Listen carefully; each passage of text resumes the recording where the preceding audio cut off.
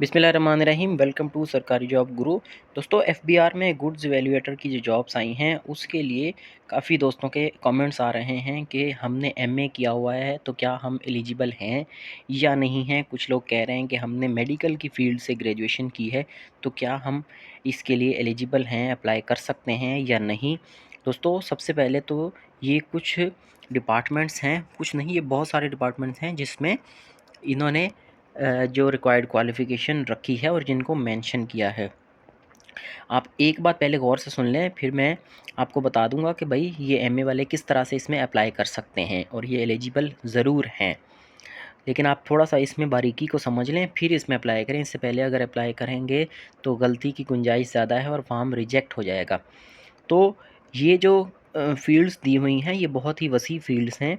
इसमें मुख्तलिफ़ सब्जेक्ट्स होते हैं। जिस तरह से अगर केमिस्ट्री दिया हुआ है तो ये पहले भी मैंने वीडियो में बताया था कि केमिस्ट्री एक बहुत ही वसी फ़ील्ड का नाम है।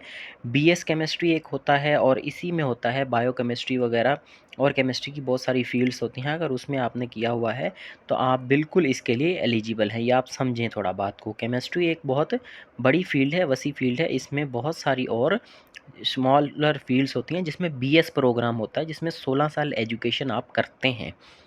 तो ये तो हो गया एक पार्ट।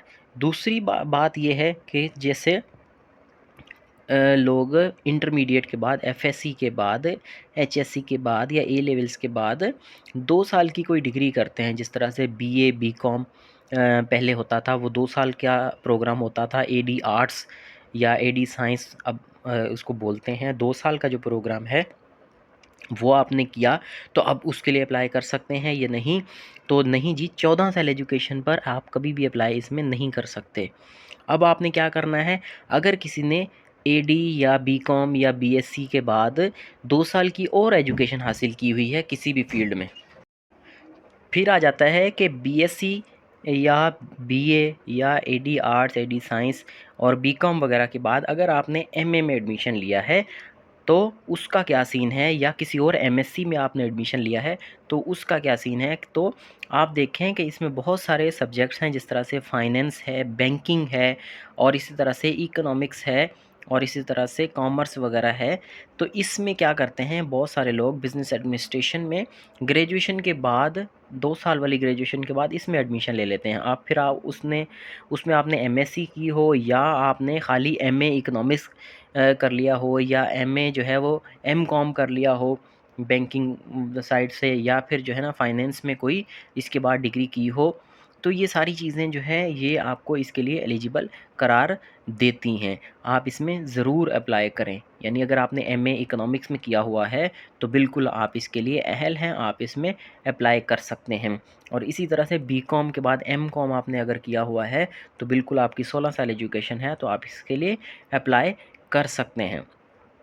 तो इसी तरह से अगर आप जो है वो आपने मेडिकल की कोई फील्ड है तो इसमें आप देखें कि नीचे से अगर सेकंड लास्ट से ऊपर आप 5वें नंबर पे आएँ, veterinary science, zoology, aquaculture, animal science और बायोलॉजिकल साइंस। ठीक है जी। तो इसमें आपने अगर किसी भी मेडिकल फील्ड में किया हुआ है तो वो आपको इस कैटेगरी में फ़ॉल ज़रूर करवा देगा। आप इसके लिए एलिजिबल हैं, ज़रूर हैं। आप इसमें एलिजिबल हैं, आप इसके लिए अप्लाई कर सकते हैं और आप अपना ज़रूर इसके लिए फॉर्म फिल करें। मज़ीद आपको ये लिंक दिया हुआ है, ये नीचे लिंक दिया हुआ है कि for detail degree discipline academic qualification please visit admissions.iba.edu.fbrge 2026 PHP। तो इसके लिए आप यहाँ पर विज़िट करें, आपको और ज़्यादा इसकी डिटेल्स देखने को मिलेंगी। तो उम्मीद करते हैं कि ये वीडियो आपके लिए हेल्पफुल लगी होगी आपको। फ़िलहाल इतना ही, थैंक यू। अगर कोई भी और क्वेरी है आप हमें कमेंट सेक्शन में ज़रूर बताएं। Thank you very much.